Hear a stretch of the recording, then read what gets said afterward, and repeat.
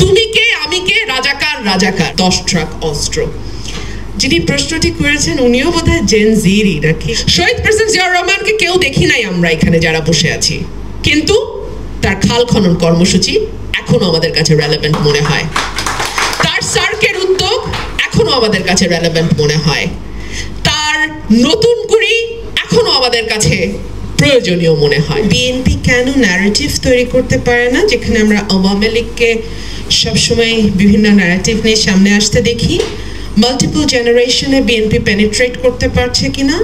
Gen Z, they don't know about নতুন কুড়ি, but what BNP means to them is all about looking for শত্রুজ or 10 truck অস্ত্র। যিনি প্রশ্নটি করেছেন উনিও বোধহয় জেন জিরই নাকি? আপনি তো জানেন, কে বলল জেন জি জানে না? দেখুন, গত 15 বছর ধরে পাঠ্য বই খুললে বাংলাদেশের ইতিহাস বলতে শেখ মুজিবুর রহমান ছাড়া আর কাউকে বোঝা যেত না।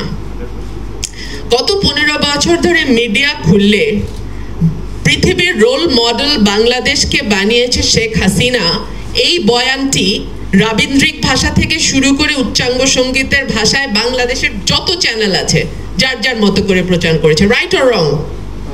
গত 15 বছর বিএনপির অ্যাক্টিং চেয়ারম্যান যারা তারেক রহমানের কোনো বক্তব্য প্রচার নিষিদ্ধ ছিল। বেগম খালেদা জিয়াকে 10 পাতা পত্রিকার লাস্ট পাতায় ছোট্ট করে নিউজ করা হতো। Right or wrong? বিএনপিকে কি মুছতে পেরেছে? না।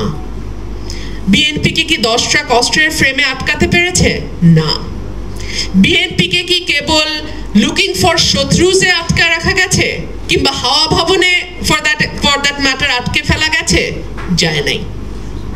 তার মানে রাজনীতিতে বয়ান ভীষণ গুরুত্বপূর্ণ, কিন্তু বয়ানই রাজনীতি নয়।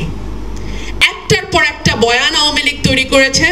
স্বাধীনতার পক্ষের শক্তি, বিপক্ষের শক্তি, মুক্তিযুদ্ধের পক্ষের শক্তি, বিপক্ষের শক্তি, মুক্তিযোদ্ধার সন্তান, রাজাকার শাবক, কি না বলেছে বলেন তো? লাভ হয়েছে? কি স্লোগান উঠলো শেষমেশ? তুমি কে, আমি কে, রাজাকার রাজাকার। এইরকম ভাবে নিজের বয়ান নিজের গায়ে বুমেরাং হওয়া, a big lesson for all. কাজ করেন, কাজ করতে থাকেন, আপনার কাজই আপনার বয়ান তৈরি করবে। শহীদ প্রেসিডেন্ট জিয়াউর রহমানকে কেউ দেখি নাই আমরা এখানে যারা বসে আছি, কিন্তু তার খাল খনন কর্মসূচি এখনো আমাদের কাছে রেলেভেন্ট মনে হয়। তার সার্কের উদ্যোগ এখনো আমাদের কাছে রেলেভেন্ট মনে হয়। তার নতুন কুড়ি এখনো আমাদের কাছে প্রয়োজনীয় মনে হয়। কোনো প্রচারণা নাই, কিচ্ছু নাই। The work, the action will speak for you. এটা গেল আমার প্রথম প্রশ্নের উত্তর। দ্বিতীয় হচ্ছে 2018 থেকে 22 450 জনের মতো নারী নির্যাতনের শিকার হয়েছে, ধর্ষণের শিকার হয়েছে, মারা গেছে। 80% বাংলাদেশি নারী বিভিন্নভাবে নির্যাতিত হচ্ছে। আজকে আমার বক্তব্য যারা একটু মনোযোগ দিয়ে শুনেছেন বুঝেছেন যে সমাজের অতি এম্পাওয়ার্ড যেই নারীটিকে মনে হয়, সেও নানান রকম হেনস্থার বাইরে থাকে না। আমাকে আজকে সেধে যেচে গলায় জোর নিয়ে বলতে হলো একজন নারীকে প্রশ্ন করতে হবে, তারপর একজন নারী প্রশ্ন করলেন। কেন? আপনারা যদি সকল জায়গা পুরুষের জন্য নিজেরাই ছেড়ে দেন এবং নিজেরা বলবো শাড়ি গয়না সাজ গোজ নাটক এগুলা নিয়ে ব্যস্ত থাকেন, তাহলে তো হবে না। না, ওইটারও দরকার আছে জীবনে, কিন্তু ওইটাকে জীবন বানায় ফেলেন না। রাজনীতির পাতাটাও পড়েন, দেশ দশের খবরটাও জানেন, আইনি পাতাটাও দেখেন, এবং সবচেয়ে জরুরি নিজের একটা জীবন তৈরি করেন এবং নিজের পক্ষে সবচেয়ে আগে নিজে দাঁড়ান।